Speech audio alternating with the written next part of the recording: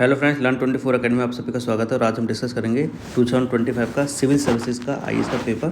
तो let's discuss it. Question 1 मैं आपको सीधे सीधा आंसर बता जाता हूँ, आप क्वेश्चन आप आराम से पढ़ लीजिएगा। क्वेश्चन 1 का इसका आंसर है ऑल थ्री। जो इसमें आंसर लिखा हुआ है ये ऑल थ्री, जो सी है वो ठीक है। जो पावर ट्रेन है, बेसिकली बताता हूँ पावर ट्रेन क्या है। जो कुछ भी वो होगा, मतलब जो कार्स चलती हैं, भले इंटरनल कम्बशन इंजन यानी पेट्रोल डीजल चलती है, उसको इस्तेमाल करो या कुछ भी उसको पावर करते हैं। इसमें इन्होंने पूछा अल्टरनेटिव कौन से हैं। तो इसका अल्टरनेटिव तीनों है: full battery cycle, hydrogen cycle, fuel cell electric hybrid vehicles.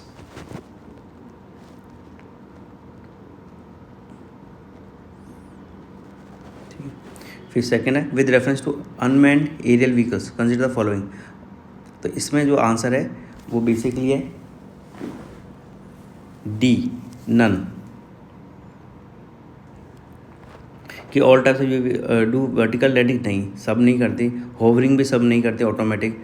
Can use battery only, इसमें क्या है बैटरी ओनली लिख दिया है,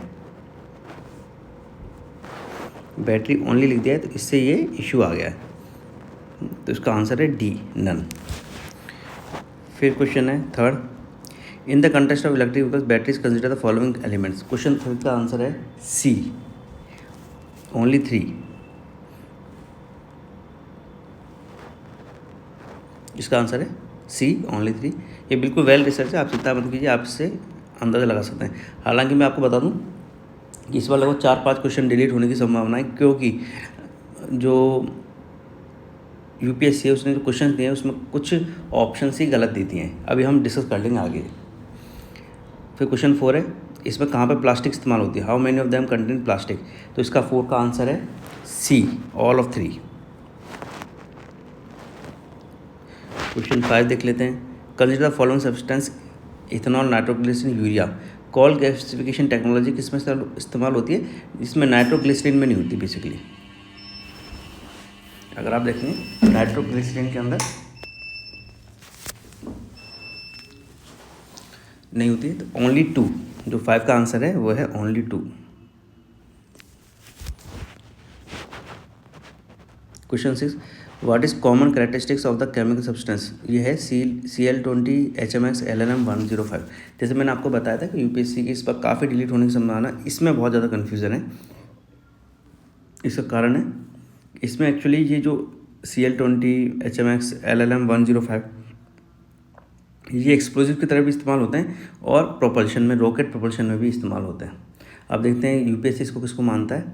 मेरे हिसाब से इसका जो अप्रोप्रिएट आंसर बना था वो, अगर हम देखें तो प्राइमरी तौर पे इसको इसमें रॉकेट प्रोपल्शन में इस्तेमाल किया जाता है, लेकिन इसका आंसर ये भी ठीक है, इसको एक्सप्लोजिव के तौर पे भी इस्तेमाल किया जाता है।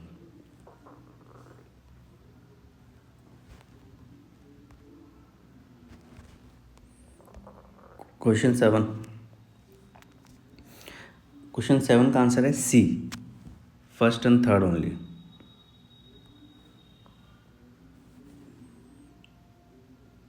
क्योंकि इसमें जो अमेजन वेब सर्विस नहीं है, ये बेसिकली माइक्रोसॉफ्ट है।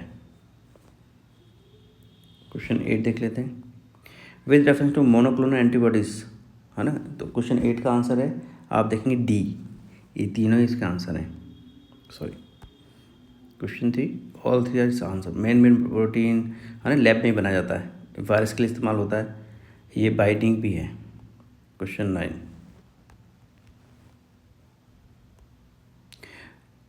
No virus can survive. Question 9 का आंसर है, आपको बता दूँ, ऑप्शन है D, none. No virus can survive no ocean water गलत है, no virus can infect bacteria गलत है, no virus can change the cellular transmission. तो क्वेश्चन 9 का जो आंसर है इसका वो है डी।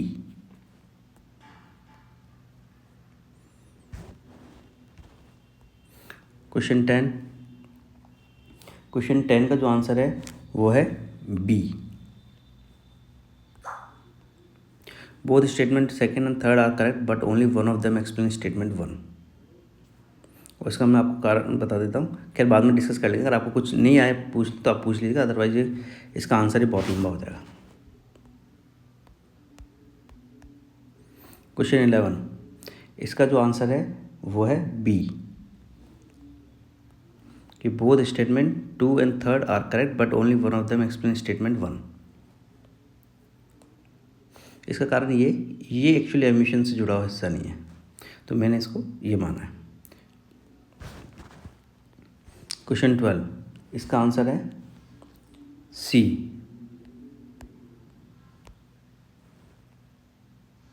क्वेश्चन 12 का आंसर क्या है?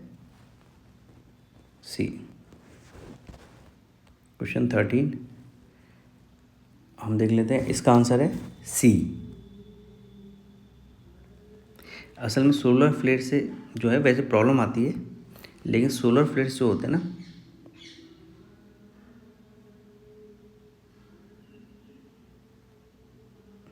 जो सोलर फ्लेयर्स होते हैं उससे जो शिफ्टिंग है वो नहीं होती है, तो इसका आंसर है सी।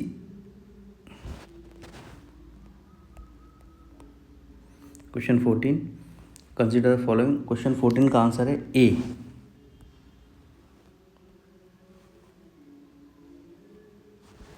अगर आप कुछ भी समझ नहीं आया तो आप कमेंट सेक्शन में पूछ सकते हैं, कोई इशू नहीं है। क्वेश्चन 15, इसका आंसर है एशियन डेवलपमेंट बैंक। डायरेक्ट है, करंट अफेयर से रिलेटेड है। क्वेश्चन 16, डायरेक्ट एयर कैप्चर जो है ये एक्चुअली टेक्नोलॉजी है for removal of this carbon, तो इसका सही आंसर है सी, ऑल थ्री।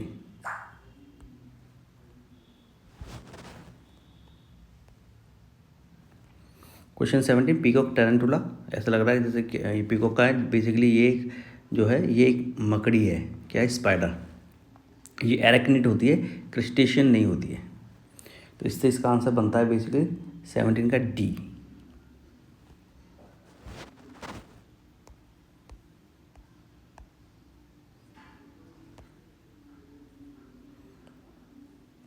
क्वेश्चन 18, इसका आंसर है डी,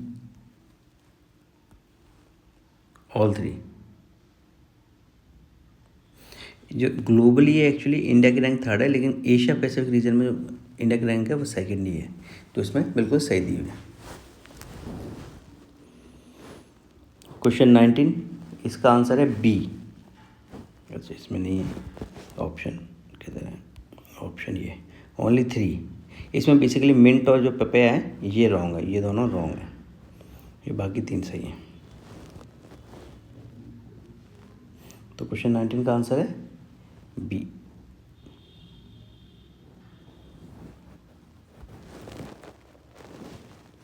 क्वेश्चन 20 का आंसर है rain forest produce more oxygen than produce by ocean. ये पहले स्टेटमेंट ही गलत है, ये तो बहुत सालों से पूछा जा रहा है। हाँ, लेकिन ये जो स्टेटमेंट है ना ये थोड़ा कंफ्यूजिंग है।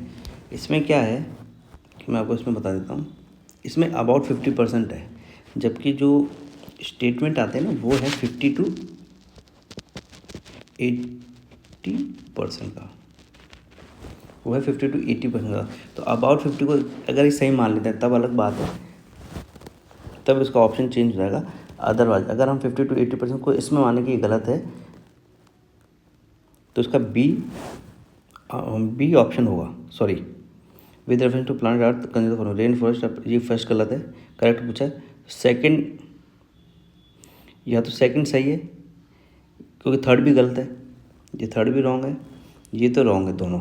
अब इस सेकंड में इशू है कि 50 to 80% माना जाए या अबाउट 50% माना जाए, तो अबाउट 50% और 50 to 80% में काफ़ी डिफरेंस होता है, तो इसका वैसे आंसर बी मान लेते हैं सेकंड फॉर द टाइमिंग, क्योंकि थोड़ा सा स्टेटमेंट कन्फ्यूजिंग ज़रूर है लेकिन कुछ जो है एलिमेंट ऑफ ट्रूथ है, तो इसको मेरी संभावना बी माना जाएगा, या फिर इसका ये डिलीट होगा। तो यूपीएससी इतनी बेइज्जती तो नहीं कराई है अब बहुत ज़्यादा क्वेश्चन, क्योंकि इन्होंने जो क्वेश्चन पेपर सेट किया उसके अकॉर्डिंग तो 5 क्वेश्चन डिलीट होंगे इस बार।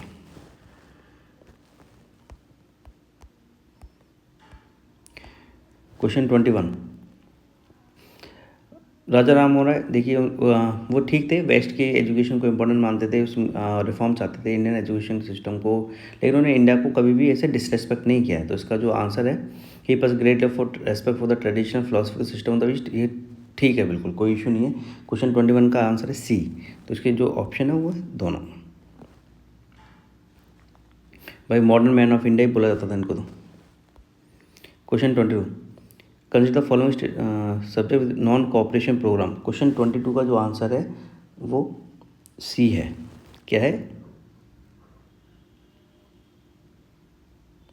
How many word part? हाँ, ओनली 3।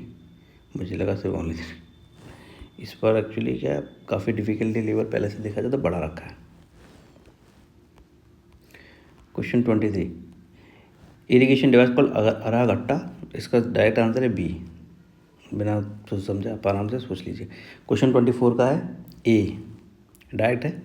अगर आपको आती है तो आती है, नहीं आती तो नहीं आती, इसमें कुछ भी आप नहीं कर सकते। क्वेश्चन 25 का है चंद्रगुप्त सेकंड।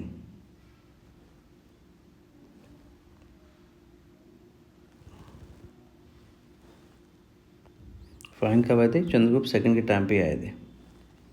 हालांकि मैंने क्या इसको ऑप्शन करते सी लगा दिया गलती से, इसका बी है, चंद्रगुप्त सेकंड ही आए थे। क्वेश्चन 26 का है राजेंद्र चोला फर्स्ट। ठीक है, बिल्कुल कोई इशू नहीं इसमें। Question 27, with reference to ancient India consider the following. अब इसका जो आंसर है वो है डी, ऑल द 4। ये सारे सही हैं। ये अस्मगा, गोदावरी, कम्बोजा, विपाशा, ये बेसिकली झेलम नदी के तट पर है। कम्बोजा कहाँ है? ये झेलम नदी के तट पर। अवंती महानदी, कौशल एक तरीके से जो अयोध्या है उसी को कहा जाता है, सरयू नदी उसके आसपास ही है। तो ये ठीक है, चारों ठीक है। इसका आंसर है डी।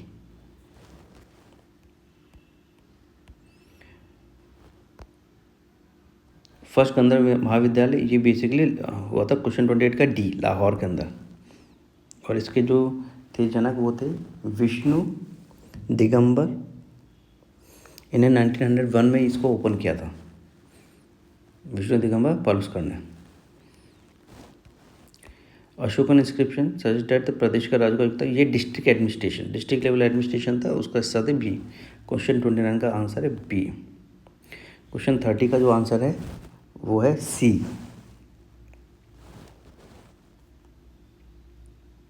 सत्याग्रह के थ्रू। ठीक है, इट वॉज इम्प्लीमेंट स्टेजेस, ये बिल्कुल ठीक है। क्वेश्चन 30 का जो है सी।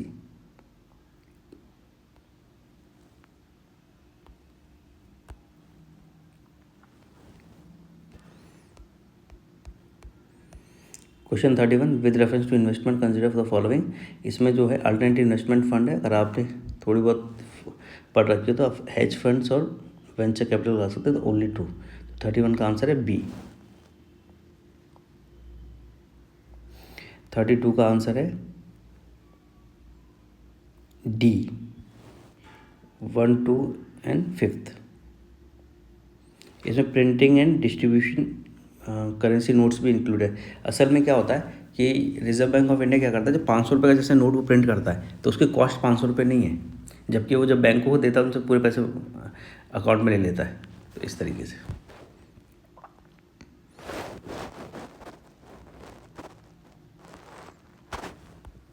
क्वेश्चन 33 का हम देख लेते हैं। आंसर है सी, ऑल 3 करेक्ट है।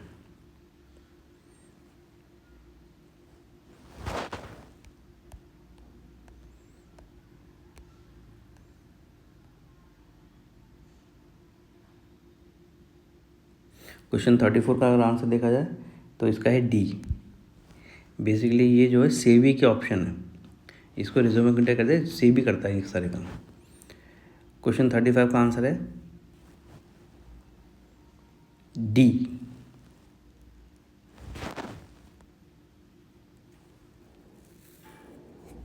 ये जो है अलाइड एग्रीकल्चर एक्टिविटीज है, ये इनकम टैक्स से एग्जम्प्टेड नहीं है, इसलिए इसका 35 का है डी। क्वेश्चन 36 का है आंसर देखा जाए तो सी, 1 and 3 ओनली।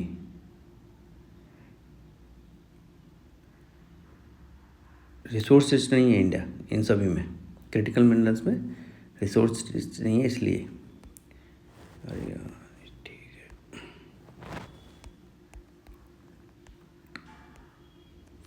क्वेश्चन 37 का आंसर है bond holders are lenders to company will. नहीं, इसके दोनों स्टेटमेंट ठीक है और दोनों स्टेटमेंट 1 को वो करते हैं, ए। 37 का आंसर है ए। 38,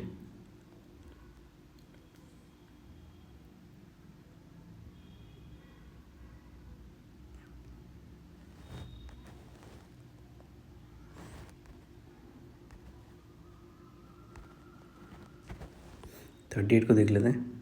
38 का आंसर है there is no regulatory body other to warn the small minister about the risk of the option. ये गलत है, थर्ड गलत है। बेसिकली इसमें सेबी इस रोल को परफॉर्म करता है, अलग से कोई बॉडी नहीं है। तो इसमें थर्ड को अगर हम कर लेंगे तो ही उससे आंसर आ जाता है। एलिमिनेशन से इसका आंसर आ जाएगा 38 का ए। 39 सर्कुलर इकोनॉमी, बेसिकली जो भी मतलब ये रिसाइकिल प्रोडक्ट इस्तेमाल करती है वो इकोनॉमी सर्कुलर इकोनॉमी की जाती है। तो ये दोनों ठीक है उसमें।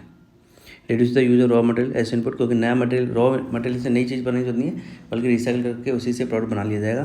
तो इस कारण से ये ठीक है। और सेकंड भी ठीक है क्योंकि भाई production reduces wastage in the production process. तो 39 के दोनों ठीक है। और रिड्यूस, जब भाई दोनों काम कम होंगे तो ग्रीन हाउस गैसेस का एमिशन भी कम होगा, क्योंकि जब इनपुट से कुछ नहीं बनाएंगे तो भाई जो पॉल्यूशन है वो भी नहीं होगा। तो इसका जो है both statement second and third are correct and both of them explain statement 1। ठीक है, 39 का ए। क्वेश्चन 40 का देख लेते हैं आंसर है कैपिटल क्रिएट्स लायबिलिटी। 40 का ए।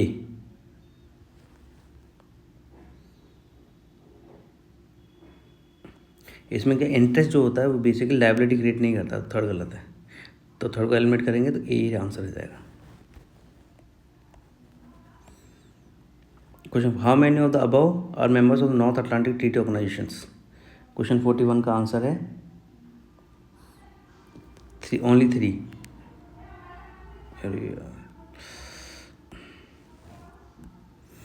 Only 3 Austria, Serbia and Sweden.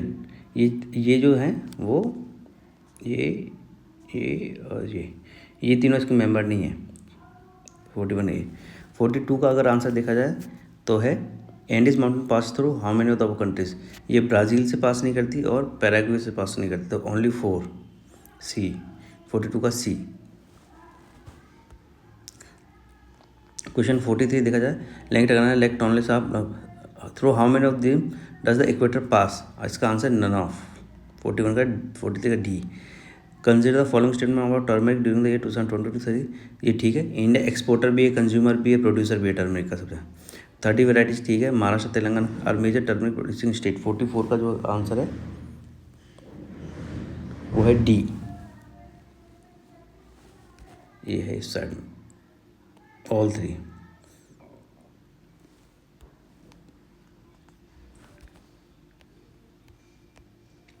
Question 45 which of the following are the evidence of the phenomena of continental drift.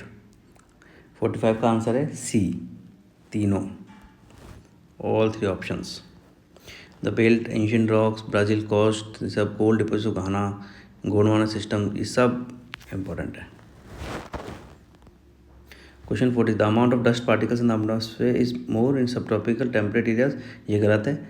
Statement second इसका 46 का है आंसर बेसिकली बोथ इनकरेक्ट।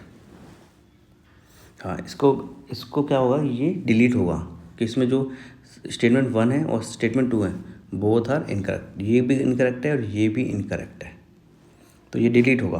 तो ऐसे लगभग 4 क्वेश्चन तो होंगे ही होंगे। एक क्वेश्चन और भी जैसे मैंने आपको बताया क्वेश्चन नंबर 20 वो भी कन्फ्यूजिंग है, वो भी वैसे तो डिलीट होना चाहिए।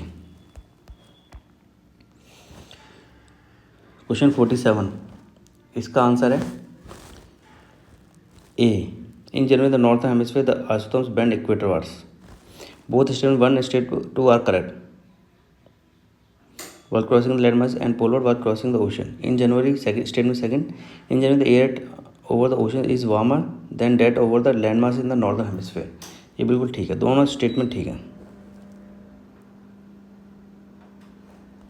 और इसका एक्सप्लेनेशन भी है। तो इसका 47 का होगा जो आंसर वो होगा ए। 48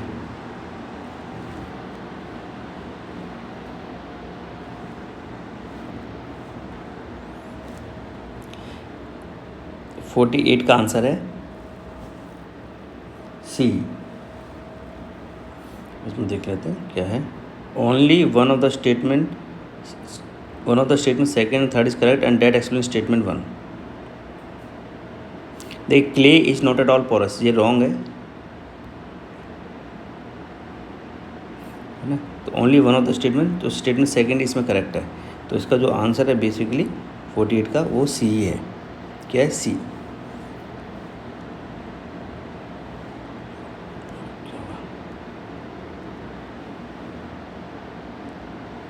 क्वेश्चन 49 का अगर 49 का आंसर देखें, 49 का है सी। 1, 2 और 3 तीनों सही हैं। Without the atmosphere temperature would be well below the freezing point. ठीक है। ये बहुत पुराना ज्योग्राफी का अगर देखा जाए तो क्वेश्चन है, कई बार पूछा जा चुका है, तो ये तो गलत होना नहीं चाहिए था। सही भी क्या है? राष्ट्रीय गोकुल मिशन में जो है आंसर है क्वेश्चन 50 का सी। Both are correct. जो इसका लग रहा है वो बोथ आर करेक्ट है। Rural poor, indigenous animals, landless labourers, marginal farmers, इन सब के लिए ये।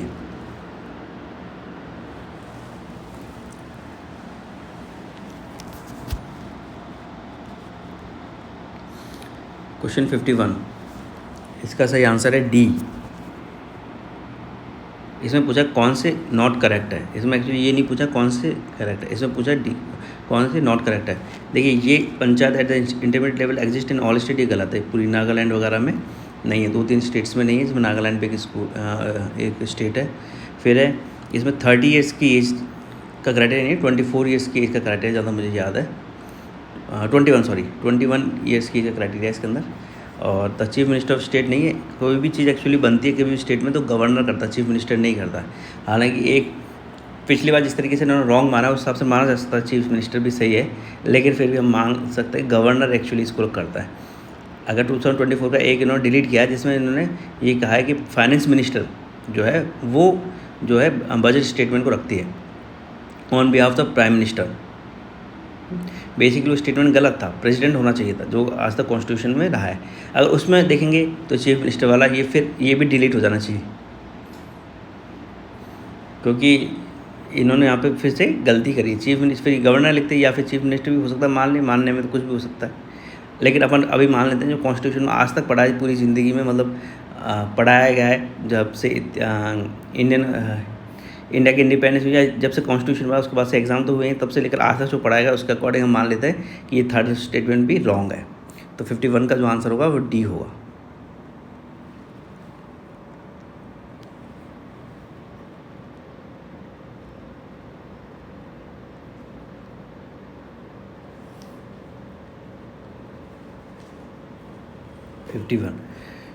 फिर बिम्स्टेक देख लेते हैं। बिम्स्टेक की शुरुआत बिस्टेक के नाम से हुई थी, तो फाउंडिंग मेंबर्स का इसमें इसलिए इस पर डिफरेंस आ जाता है। तो 52 का जो आंसर है वो basically C, first and fourth are correct.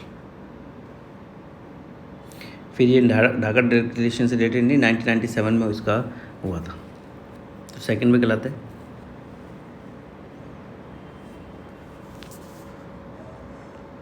और फिर और कोई ऑप्शन, वैसे थर्ड ठीक मान सकते थे किसी सिचुएशन में, लेकिन चूंकि थर्ड इंक्लूडेड नहीं है तो फर्स्ट एंड फोर्थ का सी, तो इसका जो है आंसर सी है। Question 53, who among the following are the members of the jury to select the recipient of Gandhi peace prize. देखिए, प्रेसिडेंट के अलावा सब होते हैं, सेकंड, थर्ड एंड फोर्थ, तो इसका आंसर है सी। जीपीएस आप गगन का देख लेते हैं, क्वेश्चन 54, इसका जो आंसर है वो है D, first and second only. नहीं, हाँ ठीक है। इसका जो थर्ड ऑप्शन है वो बेसिक अलग है, ये डिफरेंट सेक्टर्स में भी मदद करता है, लेकिन ये इसका सबसे ज़्यादा यूज़ है वो एविएशन सेक्टर में ही है, तो इसमें थर्ड गलत है, तो फर्स्ट एंड सेकंड करेक्ट है, तो 54 का डी। क्वेश्चन 55 का, consider the following statements regarding AI summit held in grand palace Paris in February 2025। Question 55 का ए,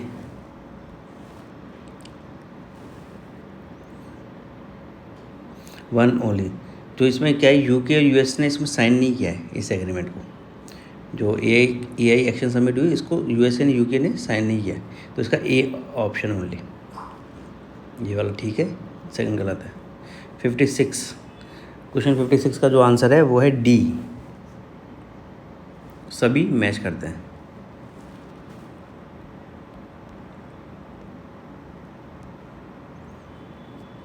16 ब्रिक्स समिट से जो रिलेटेड है वो ठीक है, रशिया के अंदर हुई थी, Indonesia become a full member. देखिए इससे पता चलता है कि क्वेश्चन पेपर, ये क्वेश्चन कब सेट हुआ होगा। ये क्वेश्चन बेसिकली जनवरी में सेट हुआ है। क्वेश्चन पेपर का जो ये क्वेश्चन बनाया गया था इस जनवरी के दौरान बनाया गया था, क्योंकि इंडोनेशिया को जनवरी में इंक्लूड कर लिया गया, लेकिन इसका ये ऑप्शन ही नहीं है। फर्स्ट एंड सेकेंड बिल्कुल ठीक है, थर्ड भी ठीक है, लेकिन उसमें दे नहीं रखा, तो फर्स्ट और सेकंड भी ठीक है, फर्स्ट और थर्ड भी ठीक है, इसमें ये ऑप्शन भी ठीक है, ये ऑप्शन भी ठीक है, और सेकंड और थर्ड ऑप्शन भी ठीक है, तो सारे ऑप्शन ठीक हैं इसमें, और फर्स्ट ऑप्शन भी ठीक है। चारों मतलब इसमें देखिए ABCD चारों ऑप्शन ठीक है, क्योंकि जब ये सबमिट हुई थी ये अक्टूबर के दौरान हुई थी, 24-25 अक्टूबर के आसपास हुई थी, ऐसे एग्जैक्टली डेट नहीं हुई यार, लेकिन तब हुई थी। और ये जो इंडोनेशिया जो मेंबर बना वो हुआ एक्चुअली इसमें जनवरी में, तो इसके कारण से ये है। अदरवाइज वैसे इसके अकॉर्डिंग आप मान सकते हैं जो फर्स्ट एंड थर्ड, तो इसका आंसर 57 का सी हम आंसर मानेंगे अभी सी, बाकी देखते हैं क्या होता है आगे, लेकिन हो सकता है इसकी डिलीट होने की संभावना है। 58 अगर सबमिट स्पेसिफिक देखा जाए तो उस वक्त इंडोनेशिया मेंबर नहीं बनाता, बस ये एक इसमें बचाव है। 58 का अगर आंसर देखें तो वो है लोकपाल से रिलेटेड है, काफ़ी बार पूछा जा चुका है। 58 का डी।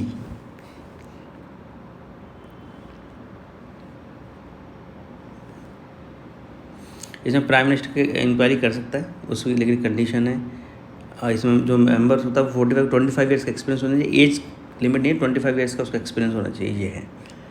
इनकम्बेंट नहीं होता, जो रिटायर होते हैं सिर्फ वही होते हैं, और ये सभी पे एप्लीकेबल है in connection to the affairs of union, बल्कि इसमें ऐसा कुछ नहीं है विद इन द इंडिया या आउटसाइड इंडिया का कोई इसमें डिफ्रेंशिएशन नहीं है, तो इसका जो आंसर है डी।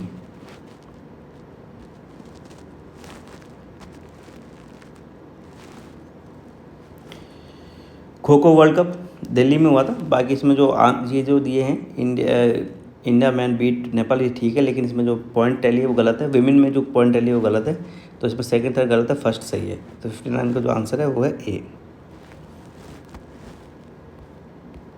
क्वेश्चन 60 जो है गुकेश ने एक्चुअली जो चाइनीज़ प्लेयर है उनको हराया था, रशियन प्लेयर को नहीं हराया था, और विमेन हमेशा अमेरिकन चेस प्लेयर ही हैं, तो 60 का है बी।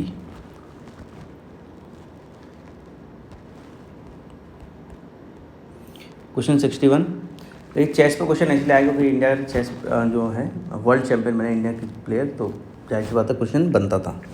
क्वेश्चन 61 का आंसर है ए,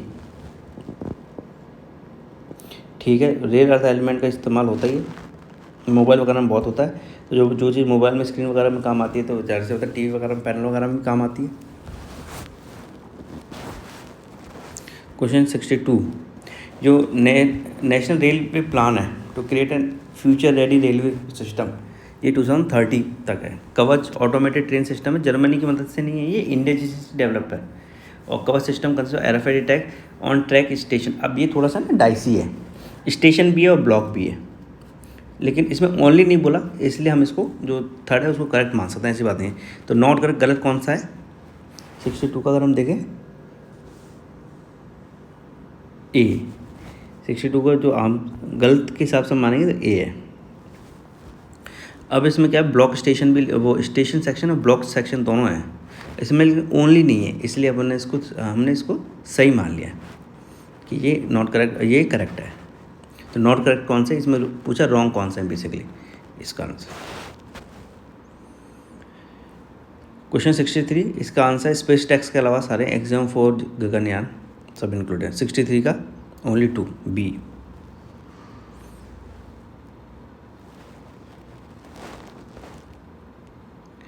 सिक्सटी 64 का जो आंसर है वो है डायरेक्ट है बी, ओनली 1 ओनली 2। ये सुपरसोनिक कॉम्बैट एयरक्राफ्ट नहीं है, तो ये गलत है। क्वेश्चन 65 का देख लेते हैं आंसर। सिल्वर आयोडाइड और पोटेशियम आयोडाइड 65 का ए है। क्या है आंसर? ए। और ये 66 का है पार्नी power the president. Judicial review है, ठीक है, जुडिशियल रिव्यू हो सकता है, अलग सब चीज़ों का हो सकता है, ऐसी कोई बात नहीं। प्रेसिडेंट इज नॉट इम्यून, मतलब president can exercise this power without the advice of the central government. असल में क्या है कि ये जो है ये स्टेटमेंट रॉन्ग है, क्योंकि वो प्रेसिडेंट उसको एडवाइस तो मिलेगी सेंट्रल गवर्नमेंट से, एग्जीक्यूटिव बॉडी से, लेकिन वो उसको मानने के लिए बाध्य नहीं होता। तो ये सेकंड गलत है। तो 66 का जो है आंसर वो ए है ओनली।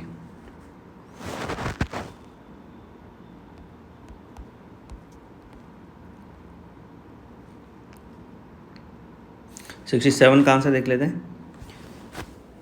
C, 1 and 3 only. ये इमीडिएटली कोई रिज़ाइन नहीं कर दे। पॉलिटिकल पार्टी से कोई रिजिग्नेशन का कोई कंसेप्ट नहीं है, पॉलिटिकल पार्टी का मेंबर रह सकता है। यूएसए में ऐसा है नहीं, ब्रिटेन में ऐसा है कि पॉलिटिकल पार्टी से रिज़ाइन करना पड़ता है। बाकी इसमें कुछ ऐसा नहीं है। 67 का जो आंसर है वो सीधा से है सी, 1st and 3rd only. Question 8, 68 देख लेते हैं। If any question arise to whether member of the 68 का आंसर है बी। आपको सीधे बता देता हूँ, फिर पूरा पढ़ने में तो है ये। If any question arise to whether a member of the house of the people has become subject to dissolution and schedule, the president's decision in accordance with the opinion of the council of ministers shall be final. तो इसमें क्या होता है, इसमें president नहीं होता है, speaker होते हैं और चेयरपर्सन राज्यसभा के या स्पीकर लोकसभा के, उसके अकॉर्डिंग होता है। There is no mention of the word political party in the constitution. ये ठीक है, पॉलिटिकल पार्टी कॉन्स्टिट्यूशन में कहीं इन्वॉल्व नहीं है। ये मतलब हमारे डिफरेंट लीगल कंटेक्स्ट बने, जैसे कि इलेक्शन एक्ट बना तो उसमें पॉलिटिकल पार्टी वगैरह है, लेकिन कॉन्स्टिट्यूशन में पॉलिटिकल पार्टी का कोई नाम नहीं है कहीं पे। तो 68 का जो आंसर है वो है बी, सेकेंड ओनली। करेक्ट कौन सा इसमें पूछा, करेक्ट कौन सा है, तो B.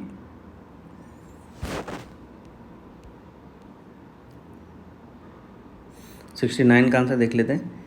In India state government have no power for making rules of grant of concession respect of extension of minor minerals through such minerals. ये गलत है। 69 का जो है आंसर वो है basically D, statement 1 is not correct.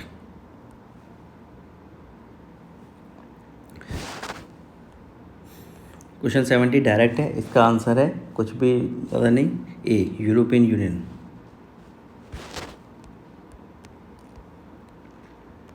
71 ये भी अगर मैथमेटिक्स और आपको डेफिनेशन आती है तो ये आएगा, उसमें ज़्यादा लॉजिक का नहीं है, ये तो सिंपल आपको डेफिनेशन आती है उससे निकाल सकते हैं। और 71 का जो आंसर है वो एक्चुअली गलत है। ये कुछ क्वेश्चन के जो आंसर है ऑप्शन वो गलत है। इसमें रेवेन्यू डेफिसिट 20,000 करोड़ है, वो बिल्कुल ठीक है। लेकिन क्या होता है, फिजिकल डेफिसिट जो होती है वो टोटल एक्सपेंडिचर माने टोटल रेवेन्यू होता है, तो वो नहीं बैच कर रहा, वो लगभग 30,000 करोड़ के आसपास आता है। प्राइमरी डेफिसिट जो है वो अगर हम रिड्यूस करते हैं तो वो लगभग 24,000 करोड़ आता है। तो इसमें कुछ गड़बड़ हुई है तो इसे डिलीट होगा। ये इसमें से ये ऑप्शन 1 ही करेक्ट है।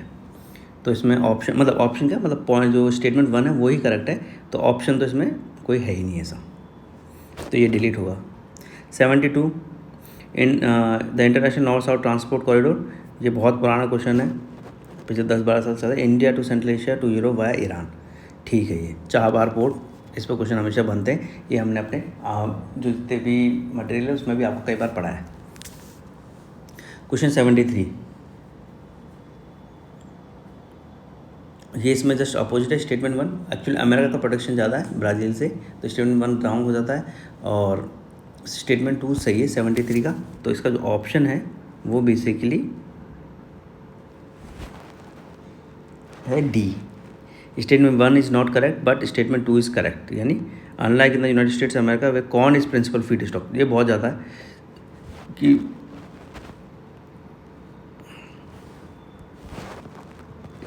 74 देख लेते हैं आप। World bank want India 35 degree से वेट बल्ब टेम्परेचर जो होता है, इसका मतलब है गर्मी भी पड़ रही है और ह्यूमिडिटी भी है। तो क्या होगा कि हाई ह्यूमिडिटी होने के कारण आपको गर्मी लगेगी, तो आप पसीने तो आएंगे लेकिन सूखेंगे नहीं। जब तक सूखेंगे नहीं तो आपको जो है ठंडक महसूस नहीं होगी। तो इससे क्या होगा, जो एनिमल्स है और ह्यूमन बींग्स भी है उनकी हालत ख़राब होगी ओवर ए पीरियड। तो इसका ट्रॉपिकल फ्लडिंग साइक्लोन, इससे कोई रिलेशनशिप नहीं है डायरेक्ट, इसकी इससे रिलेशनशिप है। तो 74 का आंसर है बी। इसमें basically 35 wet bulb temperature 35 degree से होता है, तो ह्यूमिडिटी 50% है, उससे हाई होती है और हाई टेम्परेचर होता है। क्वेश्चन 75 में जो है इसमें भी क्या है, ऑप्शन ही देना गलत भूल गए, या इसका सॉरी ऑप्शन सही दिया है, सॉरी मैं इसको गलत भूल गया। इसमें इन तीनों में से मतलब ये ऑप्शन नहीं है कोई भी, ये नन ऑफ द अबव है। 38,500 आएगा अगर इसका कैलकुलेशन करोगे तो।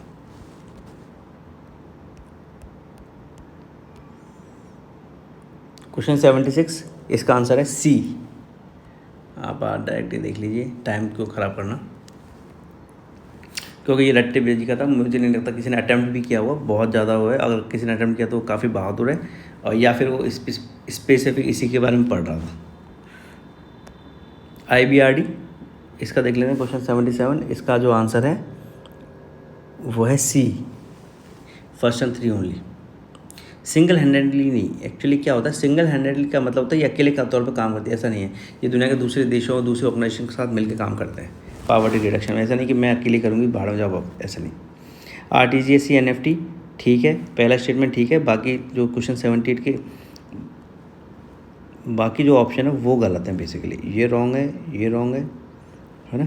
तो 78 में क्या होता है, फी जो ऑनलाइन एक्चुअली चार्जेस नहीं है बेसिकली। इसमें क्या है, RTGS NFT में कहीं पे भी ऑनलाइन चार्जेस नहीं है। अगर आप थ्रू अपने जो ऐप है या वेबसाइट के थ्रू इसमें करेंगे तो कोई पेमेंट चार्ज नहीं है। अगर आप ऑफलाइन ब्रांच में जाते हैं तब चार्जेस लगते हैं।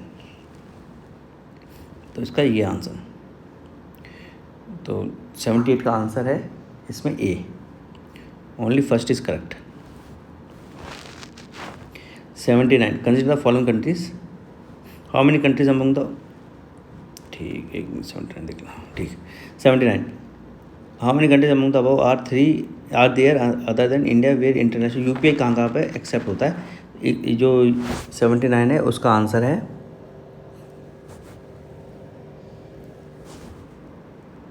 ऑल द 5, सभी जगह, डी। क्वेश्चन 80 है PM सूर्यघर मुफ्त बिजली योजना, 1 करोड़ सोलर रूफटॉप ठीक है, ट्रेनिंग वगैरह भी ठीक है, 3 लाख स्किल का ये भी ठीक है। तो 80 का है D answer. With reference to Indian polity करें द फॉलोइंग स्टेटमेंट, है ना। तो इसका जो आंसर है 81 का वो है डी, 1 2 1 तीनों करेक्ट है। Can amend for the time being, central act को अमेंड कर सकता है, ऐसा जरूरी नहीं है कि वो उसको मतलब इसको अमेंडमेंट माना जा सकता है फॉर द टाइम बिंग। तो इसमें क्या है, थोड़ा सा डाइसी है। मैंने इसको ऐसे माना है कि ऑर्डिनेंस को ऑर्डिनेंस जो आता है वो बेसिकली ऐसे अमेंडमेंट ही आता है। कोई भी एक्ट होगा सेंट्रल एक्ट का, तो उसके जब भी ऑर्डिनेंस पास होता है इसका मतलब है कि उस सेंट्रल एक्ट में उन्होंने कुछ ट्विचिंग करी है। लेकिन इस वक्त चूँकि पार्लियामेंट सेशन में नहीं है इसलिए ये इम्प्लीमेंट हुई, तो उसको फॉर द टाइमिंग अमेंडमेंट तो माना जा सकता है। अब ये देखते हैं कि परमानेंट अमेंडमेंट है या टेम्परेरी अमेंडमेंट के तौर पे लेते हैं। अगर इसमें लिख देते कि परमानेंटली अमेंडमेंट तो अलग बात है कि क्योंकि ऑर्डिनेंस को पास कराना पड़ता है, लेकिन ठीक है टेम्परेरी पर्पस पे ये अमेंडमेंट होता है, तो मैंने तो इसको सही माना है। Can amend any central ordinance can abridge a fundamental, ये गलत है। मुझे हो सकता है फिर मैंने ऑप्शन बता 81 का सी, हाँ सी है, सॉरी मैंने क्या गलत बोल दिया पहले, वही मैंने देखा कि इसका तो वो है, इसका सी आंसर है ठीक। ये सेकंड गलत है। Ordinance can come into effect from backdate, ये ठीक है, ऑर्डिनेंस बैकडेट से भी आ सकता है। Question 82 Arunachal Pradesh capital is named after the fort and the state has 2 national, ये भी ठीक है।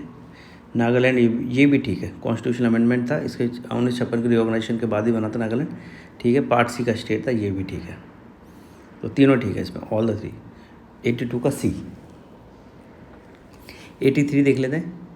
With reference to consider following inter state council, national security council, zonal council. Basically इसमें क्वेश्चन ये पूछा है कि इसमें कॉन्स्टिट्यूशनल बॉडी कौन सी है इन तीनों में, तो इसमें इंटर स्टेट काउंसिल ही कॉन्स्टिट्यूशनल बॉडी, बाकी national security council, zonal council नहीं है। नेशनल सिक्योरिटी काउंसिल तो ऐसे बनी है, और स्टैच्यूटरी जो जोनल काउंसिल वो स्टैच्यूटरी एक्ट से बनी है, तो ओनली 1। तो इस जो 83 का आंसर है ए।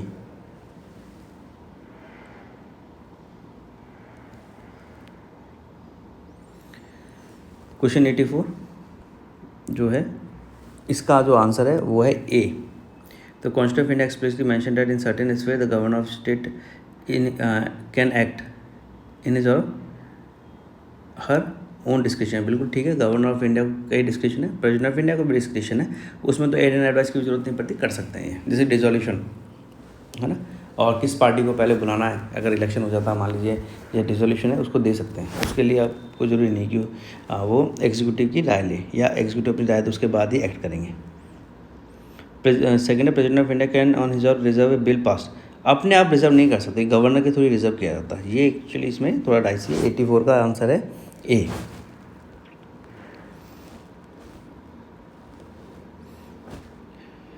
और क्वेश्चन 85 है, separation of judiciary from the executive in the public service of the state, directive principle of state policy. पहला स्टेटमेंट ठीक है। Valuing and preserving the rich heritage of our composite culture, ठीक है। और fundamental right भी ठीक है। तो ऑल बेसिकली फंडामेंटल राइट्स का ही पार्ट माना जाता है, so that they can enjoy. मेरे हिसाब से तीनों ठीक है। 85 का सी।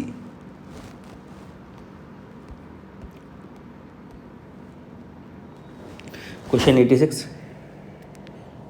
क्वेश्चन 86 का है आंसर जो है वो है बी, सेकेंड ओनली। एक second,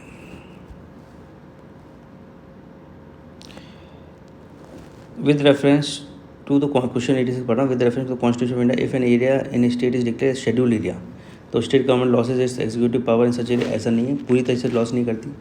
union can take over the total administration of such area, ये ठीक है कुछ हद तक, ऐसी बात नहीं है। On the recommendation of governor, generally government के रिकमेंडेशन से यूनियन गवर्नमेंट जाती है कहीं पे भी। तो 86 का जो आंसर है वो है B, second only. 87, the national automotive board, ये ministry of commerce and industry में आता है। कॉयर बोर्ड किस में आता है, मतलब ये पूछा है इन्होंने, तो इसमें क्या है 87 का जो है आंसर वो है डी, नन ऑफ दीज। ये एक्चुअली ऊपर नीचे कर दिए हैं सारे, ये जो है ये इससे जुड़ी हुई है, और द कॉयर बोर्ड है वो इससे जुड़ा हुआ है मिनिस्ट्री ऑफ माइक्रो से, और नेशनल ऑटोमोटिव बोर्ड है मिनिस्ट्री ऑफ हैवी इंडस्ट्री से, इस तरह से। क्वेश्चन 8 है, consider the following subjects on the list 1 union list in the 7th schedule, extent of the executive power of union state and the condition of governor's office। तो इसका जो answer है वो सही है, ए ही है। 88 का जो आंसर है वो ए है।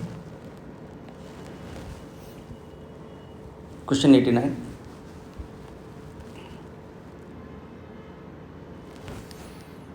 With reference to Indian political consider the following statement. Question 89 का मैं आपको आंसर बता देता हूँ सीधे, इसका आंसर है डी, तीनों।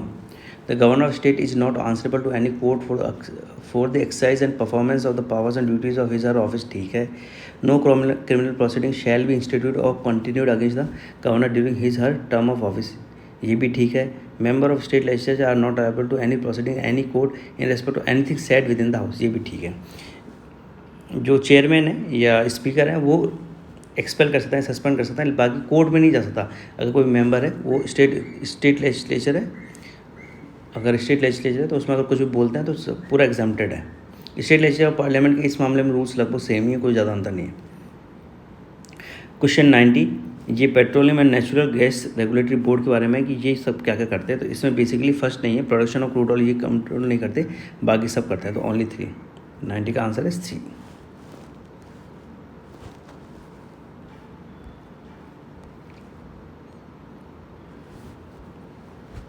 शेडिशन हैज़ बिकम माई रिलीजन, ये ठीक है।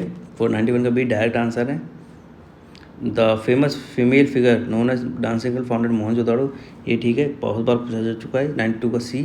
काफ़ी क्वेश्चन मतलब है जो प्रीवियस ईयर से आए, तो उसमें कुछ पॉलिटी और हिस्ट्री कंपेरेटिवली ईजी है, थोड़ा इकोनॉमिक्स का पार्ट इन्होंने इस बार थोड़ा डिफिकल्ट किया पहले से।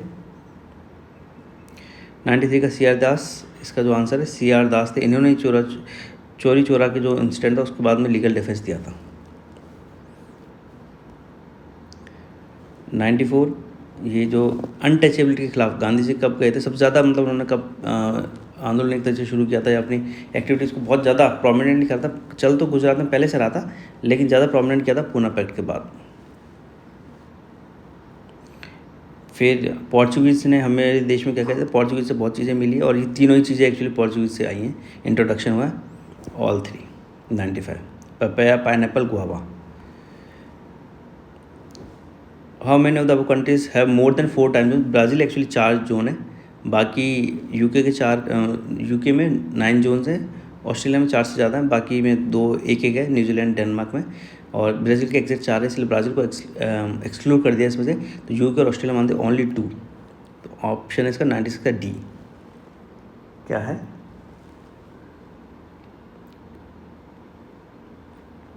डी।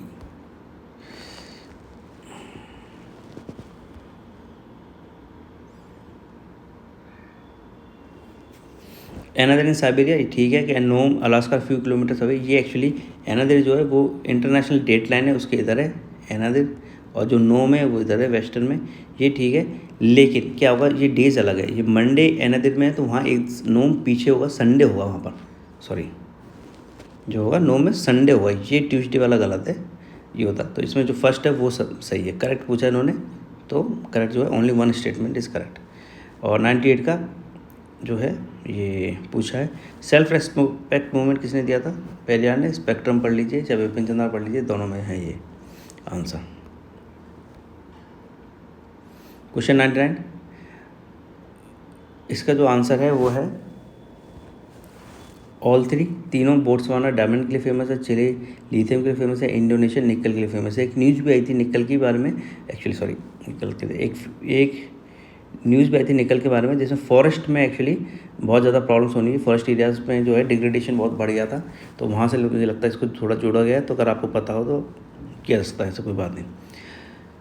इसमें तीनों जो है, मलोरका बेसिकली स्पेन में, नॉर्मंडी फ्रांस में, सार्डिनिया इटली के अंदर है। जब भी आप इंटरनेशनल हिस्ट्री पढ़ते हैं तो उसमें सार्डिनिया बहुत बार नाम आता है, तो नन है 100 का जो है आंसर वो है नन। तो इसके साथ ही कंप्लीट होती है। अगर आपको कोई क्वेरी हो तो आप पूछ सकते हैं। Thank you.